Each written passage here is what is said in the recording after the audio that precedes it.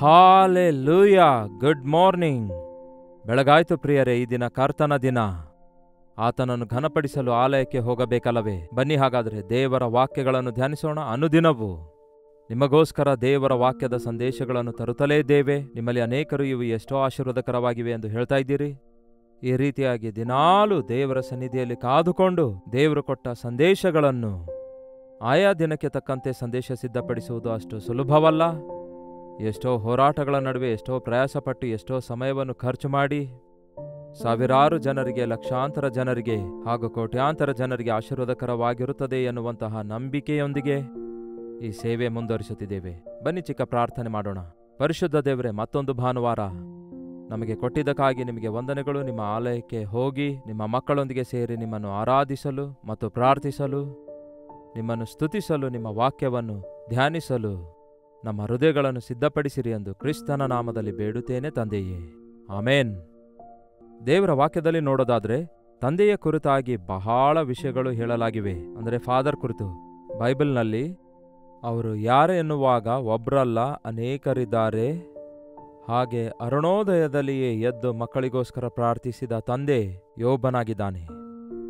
ಮಾತ್ರವಲ್ಲ, ತನ್ನ ಮಗನನ್ನು ಅರ್ಪಿಸಬೇಕು ಎಂದು ಕೇಳಿದ ಕೂಡಲೇ ಸಿದ್ಧನಾಗಿರುವಂತಹ ತಂದೆ ಅಬ್ರಹಾಮನಾಗಿದ್ದಾನೆ.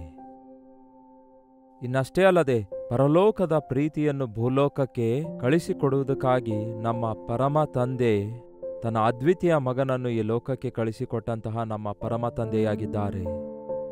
ಆತನ ಪ್ರೀತಿ ಅತ್ಯುನ್ನತವಾಗಿದೆ. ನಿಜವೇ, ಪ್ರತಿ ತಂದೆ ಮನೆಗೆ ಯಜಮಾನನಾಗಿದ್ದಾನೆ, ಮನೆಗೆ ಶಿರಸ್ಸಾಗಿದ್ದಾನೆ. ತಂದೆ ತನ್ನ ಮಕ್ಕಳನ್ನು ಕ್ರಮಶಿಕ್ಷಣೆಯಲ್ಲಿ ಬೆಳೆಸುವ ಅವಶ್ಯಕತೆ ಎಷ್ಟೋ ಇದೆ. ತಾಯಿ ಮಕ್ಕಳ ಆಗುಹೋಗುವಿಕೆ ನೋಡಿದಾಗಿಯೂ ತಂದೆಯ ಗದರಿಸುವಿಕೆ, ತಂದೆಯ ಬೋಧನೆ, ತಂದೆಯ ಮಾದರಿ ಎಕ್ಸಾಂಪಲ್ ಈಸ್ ವೆರಿ ಇಂಪಾರ್ಟೆಂಟ್. ತಂದೆ ಮಾದರಿಯಾಗಿಲ್ಲದಿದ್ದರೆ ಮಕ್ಕಳ ಜೀವಿತದಲ್ಲಿ ನಾವು ದೊಡ್ಡ ದೊಡ್ಡ ಕಾರ್ಯಗಳನ್ನು ಕಾಣಲಾರೆವು. ಚಿಕ್ಕಂದಿನಿಂದಲೇ ದೇವರು ನಮಗೆ ಕೊಟ್ಟ ಮಕ್ಕಳನ್ನು ದೇವರಲ್ಲಿ ಭಯಭಕ್ತಿಯಿಂದ ಬೆಳೆಸೋದು, ಆ ಮಕ್ಕಳಿಗೋಸ್ಕರ ಪ್ರಾರ್ಥಿಸುವುದು ಎಷ್ಟೋ ಅವಶ್ಯಕವಾಗಿದೆ. ಅಷ್ಟು ಮಾತ್ರವಲ್ಲ, ಈ ದಿನ ಬಹಳಷ್ಟು ತಂದೆ ತಾಯಿಗಳು ತಮ್ಮ ಮಕ್ಕಳನ್ನು ಬೆಳೆಸುವ ವಿಷಯದಲ್ಲಿ ಒಂದೇ ಧ್ಯೇಯ ಇದೆ. ಮಕ್ಕಳಿಂದ ಯಾವ ರೀತಿಯಾಗಿ ನಾವು ಸಂಪಾದಿಸಬೇಕು, ಹೇಗೆ ದೊಡ್ಡವರನ್ನಾಗಿ ಮಾಡಿ ಲೌಕಿಕ ರೀತಿಯಲ್ಲಿ ಒಳ್ಳೆಯ ಐಶ್ವರ್ಯವಂತರನ್ನಾಗಿ ಮಾಡಬೇಕು, ಇಲ್ಲವೇ ಪ್ರವೀಣರನ್ನಾಗಿ ಮಾಡಬೇಕೆಂಬ ಆಸೆ ಇರುತ್ತೆ ಹೊರತು ರಕ್ಷಣೆಗೆ ನಡೆಸಿರುವಂತಹ ಸ್ಪಿರಿಚುವಲ್ ಫಾದರ್ಸ್ಗಳು ಕೂಡ ಈ ದಿನ ನಮ್ಮ ಮಕ್ಕಳು ದೇವರ ದೃಷ್ಟಿಯಲ್ಲಿ ಉನ್ನತವಾಗಿರಬೇಕೆಂದು ಆಶಿಸಲಾರದೇ ಇರುವುದು ವಿಷಾದಕರವಾಗಿದೆ. ದೇವರು ಅಬ್ರಹಾಮನಿಗೆ ನಿನಗಿರುವ ಒಬ್ಬನೇ ಒಬ್ಬ ಮಗನನ್ನು ಮೋರಿಯ ಬೆಟ್ಟಕ್ಕೆ ತಂದು ಅರ್ಪಿಸು ಅಂದಾಗ ಕರ್ತನು ಅಬ್ರಹಾಮನಿಗೆ ಹೀಗೆ ಕೇಳಿದಾಗ ಇನ್ನು ಅವನಿಗೆ ಸೆಕೆಂಡ್ ಥಾಟೇ ಬರಲಿಲ್ಲ, ಕಳವಳವೇ ಗೊಳ್ಳಲಿಲ್ಲ. ತನ್ನ ಮಗನನ್ನು ದೇವರಿಗೆ ಅರ್ಪಿಸಿಕೊಡಲು ಸಿದ್ಧನಾಗಿರುವ ಅಬ್ರಹಾಮನು ಅವನಿಗೆ 100 ವರ್ಷ ವಯಸ್ಸಾದ ನಂತರ ಹುಟ್ಟಿದ ಮಗನಿಗೆ ಎಷ್ಟೋ ಪ್ರೀತಿ ಮಾಡಿರುತ್ತಾನೆ. ಒಬ್ಬನೇ ಒಬ್ಬ ಮಗನಿದ್ದ. ಊಹಿಸಿ ನೋಡಿ ಪ್ರಿಯರೇ, ಅಷ್ಟಾದರೂ ದೇವರನ್ನೇ ಹೆಚ್ಚು ಪ್ರೀತಿಸಿದ. ಈ ದಿನ ನೀವು ನಿಮ್ಮ ಮಕ್ಕಳನ್ನು ದೇವರಿಗೆ ಸಮರ್ಪಿಸಿಕೊಡಲು ನೀವು ಸಿದ್ಧರಾಗಿದ್ದೀರಾ? ಈ ಲೋಕದ ತಂದೆಗಳ ಕುರಿತು ಎಷ್ಟೇ ಹೇಳಿಕೊಂಡ್ರೂ ಕೂಡ ಒಂದಲ್ಲ ಒಂದು ಲೋಪಗಳು ಕಾಣಿಸಿಕೊಳ್ತಲೇ ಇರ್ತವೆ.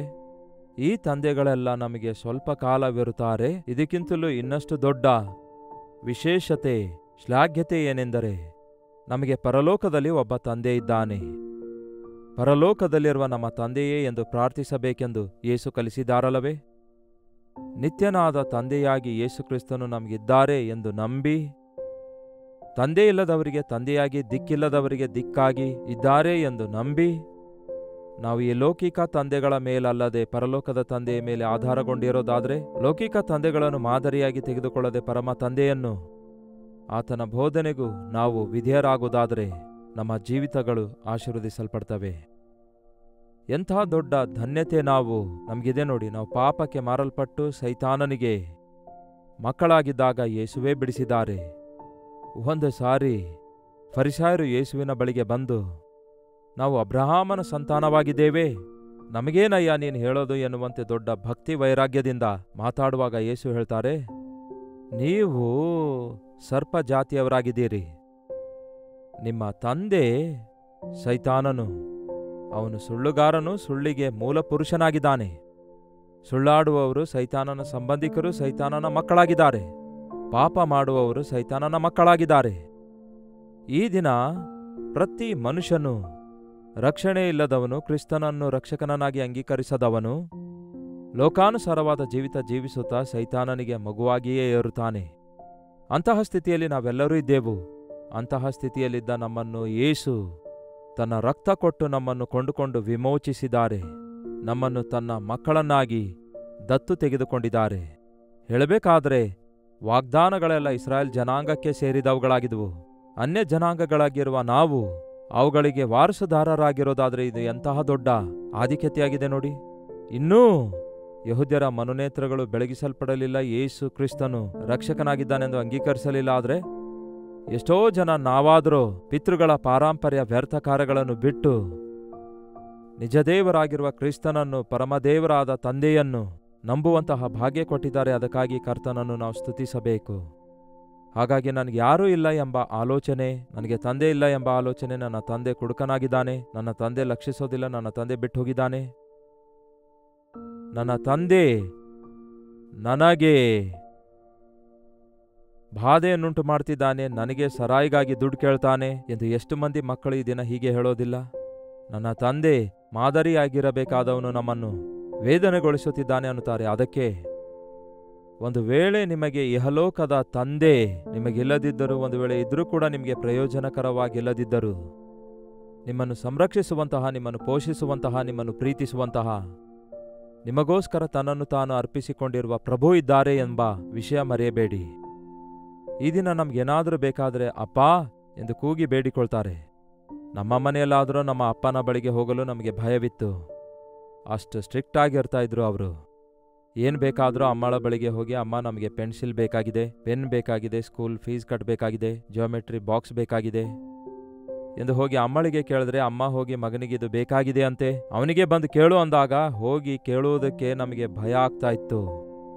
ಎಲ್ಲಿ ಕೇಳಿದ್ರೆ ಕೊಡ್ತಾರೋ ಇಲ್ಲವೋ, ಬೈತಾರೇನೋ, ಹೊಡಿತಾರೇನೋ, ಮೊನ್ನೆ ಅಲ್ಲವೋ ಕೊಡಿಸಿರೋದು, ಅಷ್ಟು ಬೇಗ ಯಾಕೆ ಹಾಳು ಮಾಡಿದ್ರಿ ಎಂದು ಕೇಳ್ತಾರೇನೋ ಎಂಬ ಭಯ ಇರ್ತಾ ಇತ್ತು. ಆದರೆ ನಮ್ಮ ಪರಮ ತಂದೆಗೆ ಏನೇ ಕೇಳಿದ್ರು, ಎಷ್ಟೇ ಸಾರಿ ಕೇಳಿದ್ರು, ಯಾವ ವಯಸ್ಸಲ್ಲಿ ಕೇಳಿದ್ರು ಕೂಡ ಕೊಡ್ತಾರೆ. ನಮ್ಮ ತಂದೆಗಳಾದರೂ ದನದಂತೆ ಬೆಳೆದಿದೆ, ಸಂಪಾದಿಸಬಾರದು ಅನ್ನುತ್ತಾರೆ.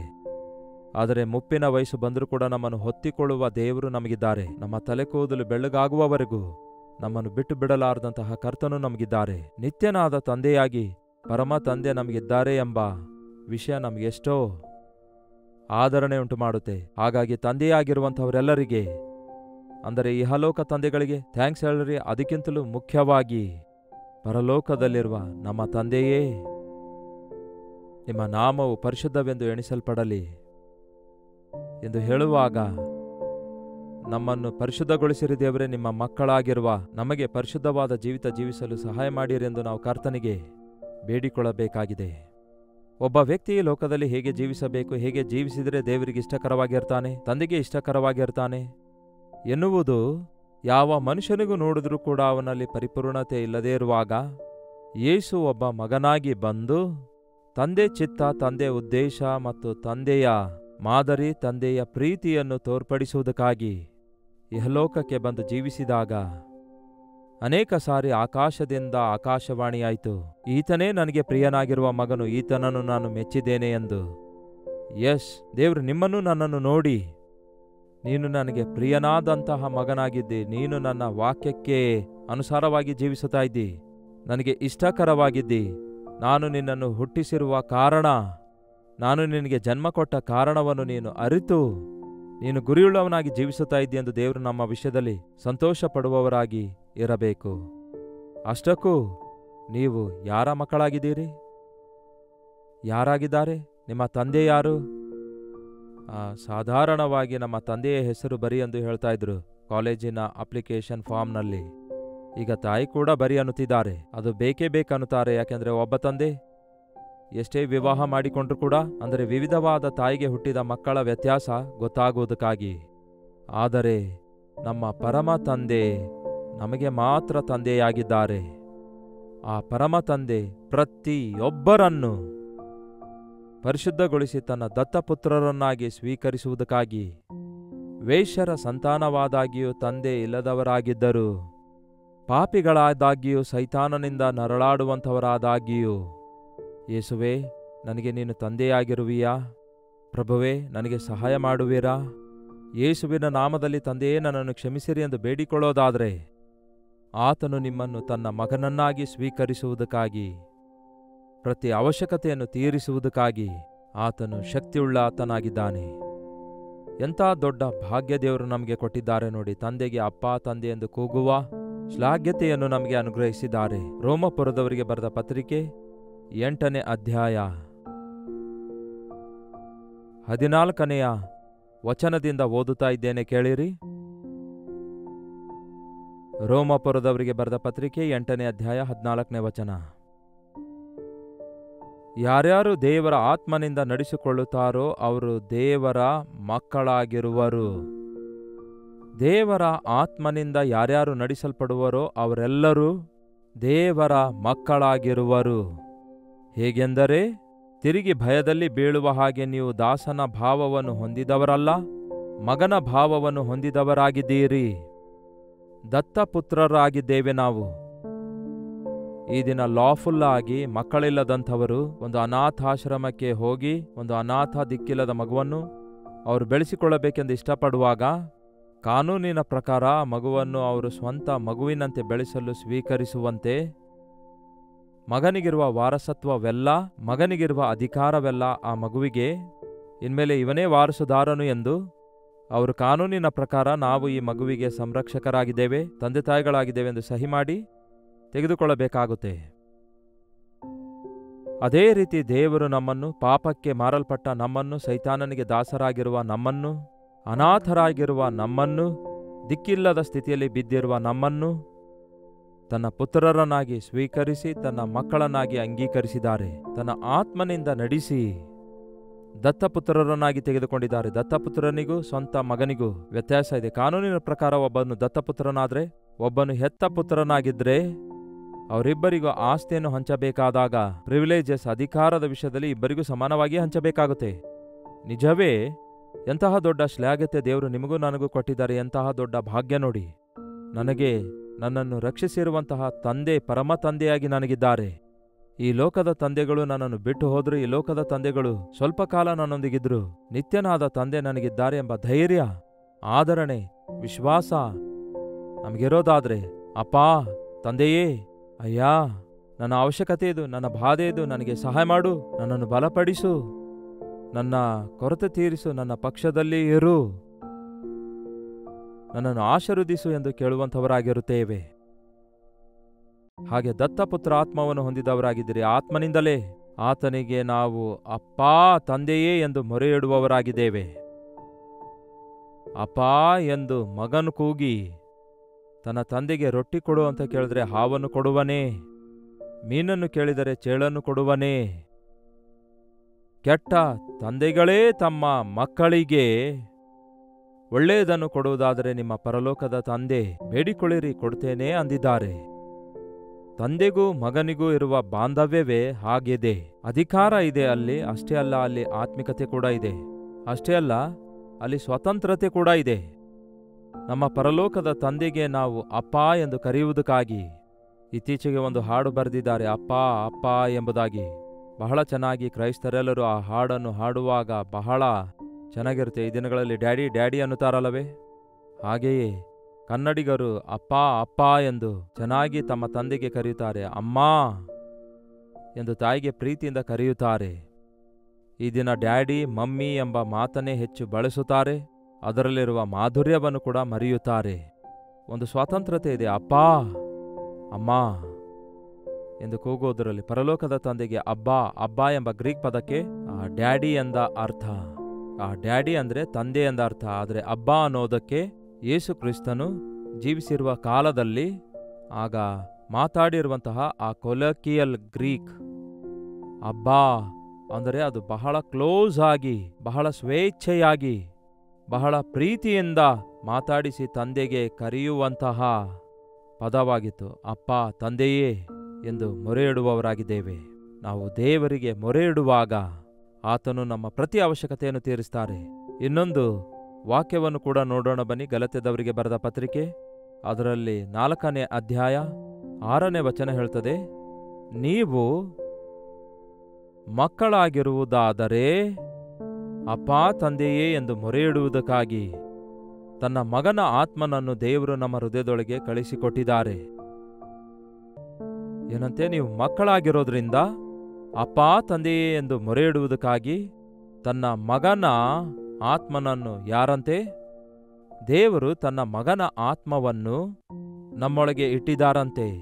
ಯೇಸು ಕ್ರಿಸ್ತನ ಮನಸ್ಸನ್ನು, ಅಷ್ಟೆಲ್ಲ ಯೇಸು ಕ್ರಿಸ್ತನ ಮೇಲಿರುವ ಆತ್ಮನನ್ನು, ಯೇಸು ಕ್ರಿಸ್ತನ ಹೆಜ್ಜೆಯ ಜಾಡಿಯಲ್ಲಿ ನಡೆಯುವ ಹಾಗೆ, ಆತನ ಹಾಗೆ ದೇವರಿಗೆ ಪ್ರಿಯರಾಗಿರುವ ಹಾಗೆ ನಮಗೆ ಈ ದೊಡ್ಡ ಆಧಿಕ್ಯತೆಯನ್ನು ಯೇಸು ಕ್ರಿಸ್ತನು ನಮಗೆ ಅನುಗ್ರಹಿಸಿದ್ದಾರೆ. ಹಾಗಾಗಿ ನೀವು ಇನ್ನು ದಾಸರಲ್ಲ, ಮಕ್ಕಳಾಗಿದ್ದೀರಿ. ಮಕ್ಕಳಾಗಿರೋದಾದ್ರೆ ದೇವರ ಮುಖಾಂತರ ಬಾಧ್ಯರಾಗಿದ್ದೀರಿ. ಯಶ್, ದೇವರ ಪರಲೋಕ ರಾಜ್ಯದ ವಾರಸತ್ವ ದೇವರು ನಮಗೆ ಕೊಟ್ಟಿದ್ದಾರಂತೆ. ನಾವು ಪರಲೋಕ ರಾಜ್ಯದ ವಾರಸುದಾರರಾಗಿದ್ದೇವೆ, ರಾಜವಂಶಸ್ಥರಾದ ಯಾಜಕರಾಗಿದ್ದೇವೆ. ದೇವರು ಎಂತಹ ದೊಡ್ಡ ಆಧಿಕ್ಯತೆ, ನಿಷ್ಪ್ರಯೋಜನವಾಗಿರುವ ಪಾಪದ ಕೆಸರಲ್ಲಿ ಹಾಳಾಗಿ ಸೈತಾನನ ಸಂಬಂಧಿಕರಾಗಿ ನಿತ್ಯ ನರಕಕ್ಕೆ ಹೋಗುತ್ತಿರುವಂತಹ ನಮ್ಮನ್ನು ತನ್ನ ರಕ್ತ ಕೊಟ್ಟು ಕೊಂಡುಕೊಂಡು ಶುದ್ಧರನ್ನಾಗಿ ಮಾಡಿ ತನ್ನ ಮಕ್ಕಳನ್ನಾಗಿ ಸ್ವೀಕರಿಸಿ ತನ್ನ ರಾಜ್ಯಕ್ಕೆ ವಾರಸುದಾರರನ್ನಾಗಿ ಮಾಡಿದ್ದಾರೆ. ಅದಕ್ಕಾಗಿ ನಾವು ದೇವರನ್ನು ಸ್ತುತಿಸುವುದಕ್ಕೆ ಬದ್ಧರಾಗಿದ್ದೇವೆ. ಯೇಸು ನಮ್ಮ ದೊಡ್ಡಣ್ಣನಂತೆ ಈ ಲೋಕಕ್ಕೆ ಬಂದು ನಮಗೆ ಮಾದರಿ ತೋರಿಸಿದ್ದಾರೆ.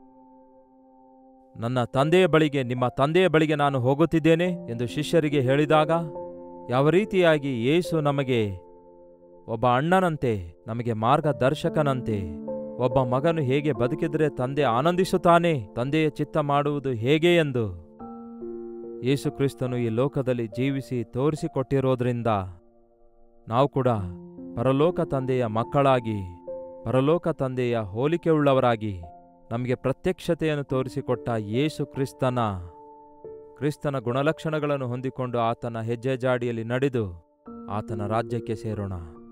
ಹಾಗಾಗಿ ತಂದೆಯಾಗಿರುವವರು ಹ್ಯಾಪಿಯಾಗಿದ್ದೀರೆಂದು ನೆನೆಸುತ್ತೇನೆ. ಬನ್ನಿ ಪ್ರಾರ್ಥಿಸೋಣ. ಪರಿಶುದ್ಧ ದೇವರೇ, ನಿಮಗೆ ವಂದನೆಗಳು. ನಿಜವೇ ದೇವರೇ, ಬಹಳಷ್ಟು ಸಾರಿ ನಮ್ಮ ಜೀವಿತದಲ್ಲಿ ಸೈತಾನನ ಸಂಬಂಧಿಕರಾಗಿಯೇ ಬದುಕುತ್ತಿದ್ದೇವೆ. ದೇವರ ಮಕ್ಕಳೆಂದು ಹೇಳಿಕೊಳ್ಳುತ್ತಾ ದೆವ್ವದ ಕೆಲಸಗಳನ್ನೇ ಮಾಡುವವರಾಗಿರದೆ ನಾವು ಯಾರಾಗಿದ್ದೇವೆ ಎಂದು ಗುರುತಿಸುವುದಕ್ಕೆ ನಮ್ಮಂತಹ ದೌರ್ಭಾಗ್ಯರನ್ನು ದತ್ತು ತೆಗೆದುಕೊಂಡು ಪರಲೋಕಕ್ಕೆ ವಾರಸುದಾರರನ್ನಾಗಿ ಮಾಡಿರುವ ನಿಮ್ಮ ಪ್ರೀತಿಗಾಗಿ, ನಿಮ್ಮ ಕೃಪೆಗಾಗಿ ನಿಮ್ಮನ್ನು ಸ್ತುತಿಸಲು ಪರಲೋಕ ತಂದೆಗೆ ತಕ್ಕಂತೆ ಭೂಲೋಕದಲ್ಲಿ ನಾವು ಕೂಡ ಯೇಸುವಿನಂತೆ ಪರಿಶುದ್ಧರಾಗಿ, ಪ್ರೀತಿಯುಳ್ಳವರಾಗಿ, ನಿಮ್ಮ ಚಿತ್ತ ಅರಿತವರಾಗಿ, ನಿಮ್ಮ ಸಾಕ್ಷಿಗಳಾಗಿ ಬದುಕಲು ನಮಗೆ ಸಹಾಯ ಮಾಡಿರೆಂದು ಕ್ರಿಸ್ತನ ನಾಮದಲ್ಲಿ ಬೇಡುತ್ತೇನೆ ತಂದೆಯೇ. ಆಮೇನ್. ತಂದೆಯಾದ ದೇವರ ಪ್ರೀತಿಯು, ಮಗನಾಗಿರುವ ಕ್ರಿಸ್ತನ ಕೃಪೆಯು, ಆದರಣೆಕರ್ತನಾಗಿರುವ ಪವಿತ್ರಾತ್ಮನ ಸಹವಾಸವು ಕೂಡಿ ಬಂದಿರುವ ನಮ್ಮೆಲ್ಲರ ಸಂಗಡ ಇಂದಿಗೂ ಸದಾಕಾಲಕ್ಕೂ ನೆಲೆಯಾಗಿರಲಿ. ಆಮೇನ್. ದೇವರಿಗೆ ಸ್ತೋತ್ರ. ನೀವು ಎಲ್ಲಿಂದ ವೀಕ್ಷಿಸ್ತಾ ಇದ್ದೀರಿ ಎಂದು ನಿಮ್ಮ ಹೆಸರು, ಊರು ಲೈವ್ ಚಾಟ್ನಲ್ಲಿ ಬಂದು ಟೈಪ್ ಮಾಡಿರಿ. ಲೈಕ್ ಬಟನ್ ಒತ್ತುವುದನ್ನು ಮರೆಯಬೇಡಿ. ಇತರರಿಗೂ ಶೇರ್ ಮಾಡಿ, ಅವರಿಗೂ ಆಶೀರ್ವಾದಕರವಾಗಿರಿ. ನಿಮ್ಮ ತಂದೆಗೆ ತಕ್ಕ ಮಕ್ಕಳಾಗಿರಿ.